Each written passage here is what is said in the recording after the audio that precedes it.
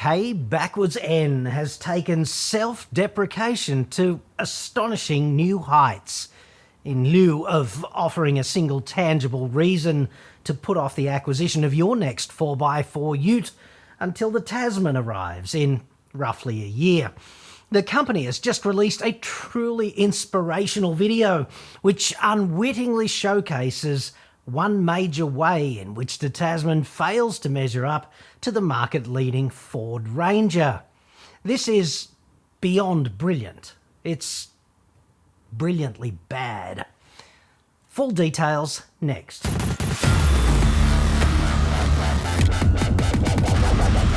I'm John Cadogan from AutoExpert.com.au. New cars cheap, but Australia only. Website. Code. Kia continues drip-feeding this hilarious fake documentary series on its global YouTube channel, showcasing what its in-house advertising agency thinks real automotive R&D actually looks like. To them,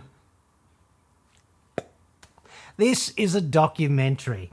They even have the hide to call it that. But all they've achieved, in my view, for anyone who has ever actually worked in a lab or got his hands on the tools or something, is to delegitimise the considerable efforts of the people who actually contribute tangible value to real R&D in the real world, while simultaneously insulting the intelligence of the public with this nauseating dribble. In short, they just keep shooting themselves in the junk with this. Here's a still from the fake documentary on the Tasman's alleged wading test. The vehicle is dressed, as per usual, in Liberace's camouflage jumpsuit. Imagine doing that to your child on its first day at school. The principal would doubtless call community services. Can you see how this doesn't measure up to the Ranger? Like, it's not even close. It's right there, hidden in plain sight.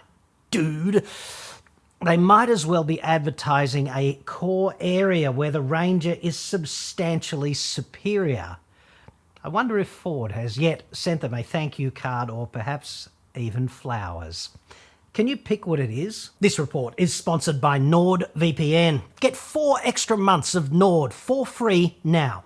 It's totally risk-free with Nord's 30-day money-back guarantee at nordvpn.com/AEJC. Online security threats are everywhere, but obviously you don't have to be the next victim. And that's where NordVPN comes in, locking everything down efficiently in the background. Go to nordvpn.com/AEJC now.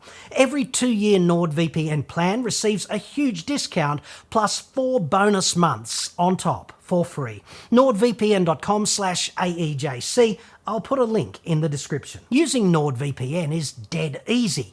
Just subscribe, download the app and connect. 1 click later, your IP address is shielded and your traffic is encrypted across as many as 6 of your devices. Nord is, of course, the fastest VPN on the planet, and it costs only about as much as 1 cup of coffee every month to keep your data, your identity, and your devices secure. Masking your location also means you'll be able to access streaming and other services that might be geo-blocked where you live, plus you can continue to watch your favourite content when you travel. Go to nordvpn.com/AEJC now. Boost your security, get a huge discount, and enjoy those 4 extra months completely free on every 2-year plan. It's all totally risk-free with Nord's 30-day money-back guarantee. That's nordvpn.com/AEJC. I'll put a link in the description. So, the vehicle enters the water in Kia Autoland, Gwangju. Hashtag previews Kia Tasman Ute testing in Australian wilderness.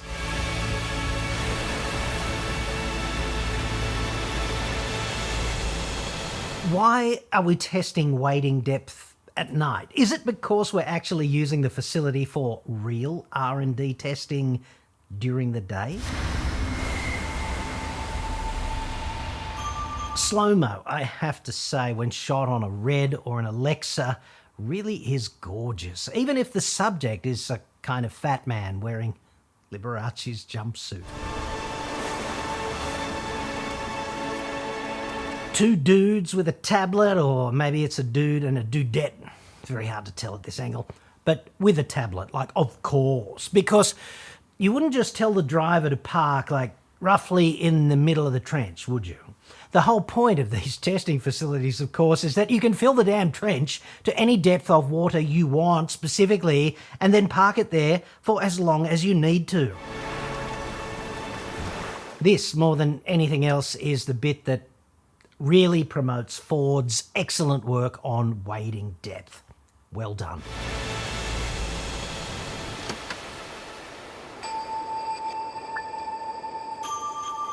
And who could have guessed it? There's no water in the air filter.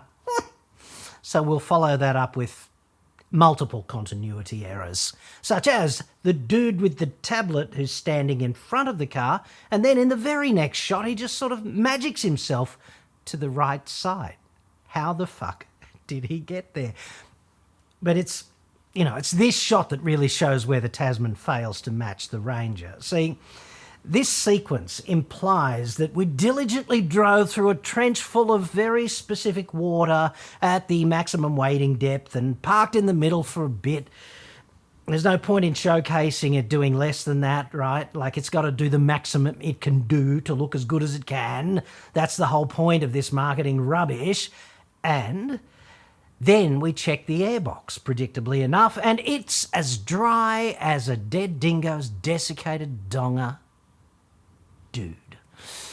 And that's typically pretty dry, I'd suggest. Anyway, up-spec utes are generally rolling on 265/65 R18s. This would be the case for Triton, the GSR variant there, Hilux SR5 and D-Max LSU. There's probably others as well. That's a very common size. The Ranger Wildtrak, incidentally, is nearly identical. It's on 255/55 R18s. And odds on, the Tasman is going to run a tyre size in that ballpark, right? With a rolling diameter of roughly 775 millimetres, which is approximately 30 inches in the old money. And it looks to me like about 3 inches of that tyre is out of the water, up in the air, high and dry in this shot. That's clearly depicted. So that water is going to be about 700 millimetres deep, which you could think of as 27 inches in America. And the Ford Ranger has 800 millimetres or 31 inches of wading depth, doesn't it? Just saying, dude. And yeah, the Ranger's wading depth is very impressive for a vehicle with no snorkel. They've done excellent work. So, Kia has seemingly shot a whole video, like a whole fake documentary, revealing an area where the Tasman Ute is comprehensively outgunned by the Ranger. Who the signed off on that? Because the shots spilling those beans should probably have been left on the cutting room floor. You could get the whole message across about wading without revealing that Ranger is so much better. All I'm saying is that these images illustrate a recurring theme with the promotion of that vehicle. And that theme is, it's a midfielder at best. It doesn't lead the pack anywhere. We already know that the 2.2 diesel engine is going to be at the low end of the Ute performance spectrum. Like, that's just how it is. What I want to know is, where does the Tasman actually shine? And I suspect the answer is nowhere, except, of course, for a complete lack of dignity. Like, imagine being seen in public in that jumpsuit. Dude. Still, it is hilarious to see what advertising agency creative types think R&D actually looks like.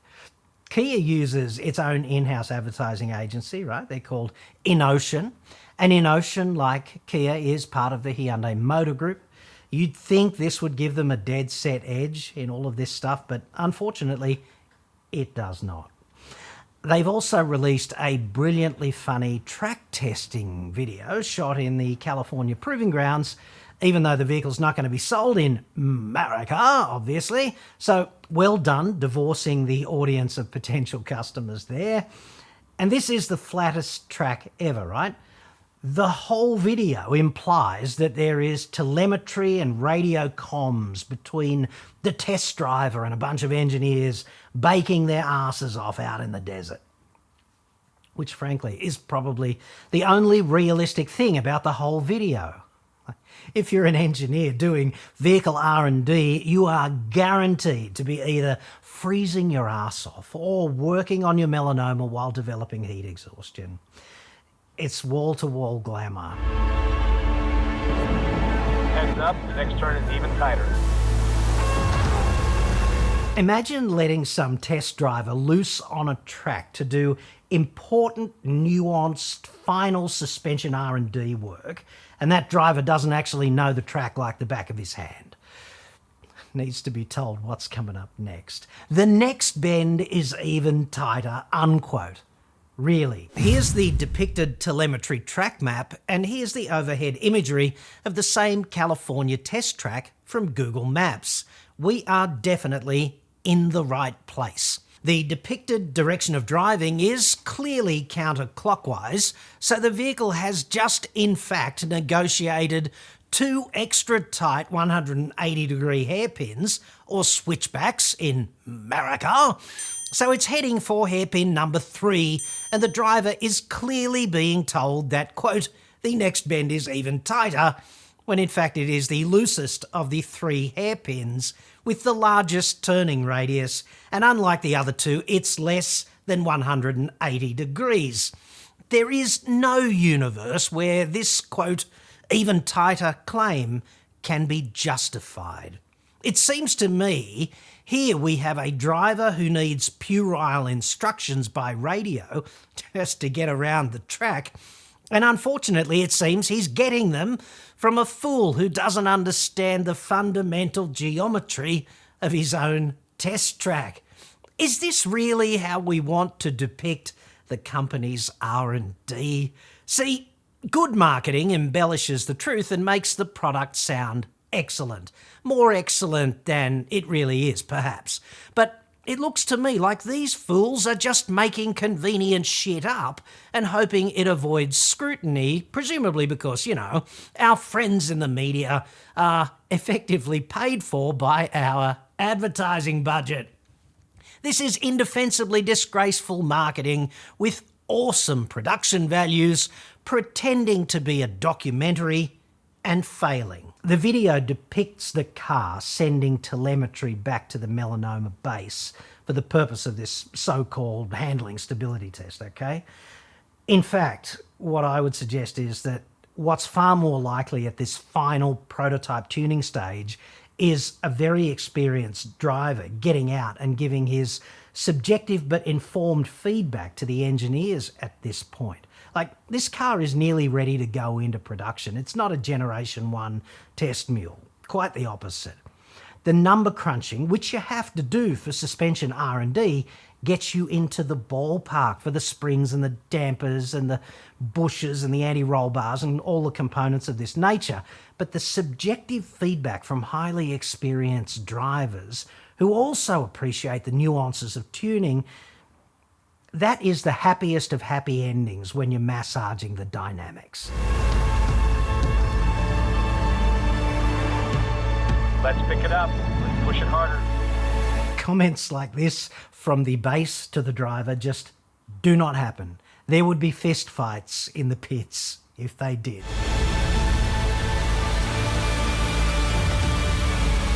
Okie dokie then. Chassis development and towing evaluation. Who doesn't want that? Hashtag caravan, clearly designed in North Korea. Hey, let's take it to 30 kilometers per hour.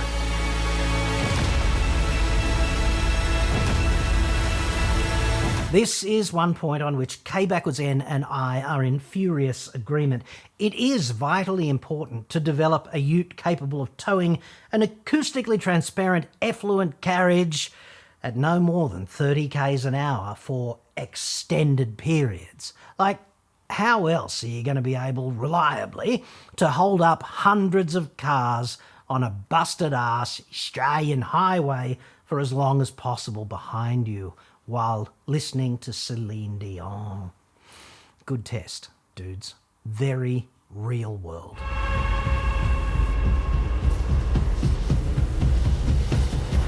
I see. Testing the parameters of lane-keeping technology in a dead straight line without drifting to the side at all, in which condition the correct level of systematic intervention would of course be 0, wouldn't it? And living life on the edge with both hands off the wheel at once. Hashtag no fear.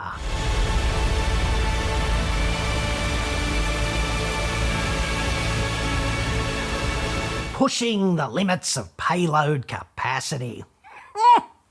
But also making sure not to exceed 1,000 kilos. Otherwise, anyone who wants a novated lease will be shopping for a Hilux or Ranger, which, let's face it, they probably will anyway. You cannot novate a vehicle with more than 1,000 kilos of payload, so there's that. Not much point, therefore, pushing those limits for Australia. Plus, it's highly unlikely that if you were to do so, that you would push the limits of payload capacity, unquote, with firewood at a test track. It's far more likely that you would use a calibrated series of precisely known loads designed specifically for this purpose. But I don't know, let's run with firewood anyway and humour these people. It looks to me like the firewood here is stacked on average about 250 millimetres or 10 inches higher than the top of the tray, on average. And average trays are about 1.5 by 1.5 metres and half a metre high with dual cabs, right? So the wood stack is maybe 750 high, ballpark. So if you multiply all that out and you take away about, I don't know, 50 litres or something for the wheel arches, that's about 850 litres or 0.85 cubic metres of cargo volume there. And I'm tipping that this is softwood in the back because California. And softwood is, depending on the moisture, which would be low in this case, but I'll mid-range it at about 420 kilos for a cubic metre. And we're going to multiply that by 70% because there's a fair bit of air in between the wooden pieces there, like probably 30%. And then factor all that in and take away some random number, Albo's IQ, that should be pretty easy. That's about 475 kilos of wood. It's visually far more appealing than some specific steel plates just strapped to the cargo floor, I know, which is what you do in reality. But together with the driver and maybe some instrumentation, we'd be flat out looking at a total load there of 600 kilos. Come on. Which is hardly pushing the limits of payload capacity for a vehicle in this class. And where would we be without a deep commitment to OH&S? With these two dudes engrossed on their phones, trackside, probably downloading porn. Ute porn, probably from Ford, while standing exactly where they are most likely to get cleaned up by an overloaded Ute in a Liberace jumpsuit or perhaps a flying chunk of firewood. I mean, we are allegedly pushing the limits after all, aren't we? So you can't establish the limit without going over it in R&D, and this is clearly that. Thus, shit could easily come unglued, I would argue. So if this were real R&D, you would not stand specifically there. Someone with a clipboard would chip you if you even attempted that. Not wearing high-vis, that's a really nice touch too, I'd suggest. Life is so cheap in some markets. The funniest thing about all of this is, of course, that this is a major car maker failing repeatedly to depict its own R&D with reasonable fidelity. And on this front, having been to numerous R&D centres in Asia and America and the EU, we are looking at an acrimonious divorce from reality here. Not just some weekend of drunken debauchery during a layover in Bangkok after falling in with, the wrong crowd. It wouldn't be actually that hard to get the details right here either, I'd suggest, if only out of respect for A, the audience. I mean, K Backwards N describes this horseshit as a documentary, so realism would be important if one's credibility mattered. And B, out of respect for the engineers, technicians and test drivers who did actually bust their humps trying to develop the best version of the Tasman Ute they could in the circumstances. Kia's motto is movement that inspires. I would argue that this, however, is a fiasco that inspires a movement. We could be looking at the world's first audio-visual Metamucil. Imagine that. I keep searching in vain for the elusive, unique selling proposition of the Kia Tasman, and I keep not finding one over and over and over. It's entirely mediocre, this vehicle, at least, right? Like, so far, it's been mediocre or a disaster. Like, it might be able to steal a few sales from Triton and Navara in due course, but Hilux, Ranger and D-Max, I'd suggest they're going to be quite safe. I'm not saying it's going to be a shitbox either, don't get me wrong. I'm saying it's failing to be outstanding in any way, and they keep trying to strap it into this wonder bra of excellence. And you know what happens when the clasp gets undone next year, right? Like, so disappointing. In a way, the most outstanding thing about the new Kia Tasman is the lengths they've gone to misrepresent the hard work that went into making it probably fairly competent while being cursed with Liberace's spandex jumpsuit.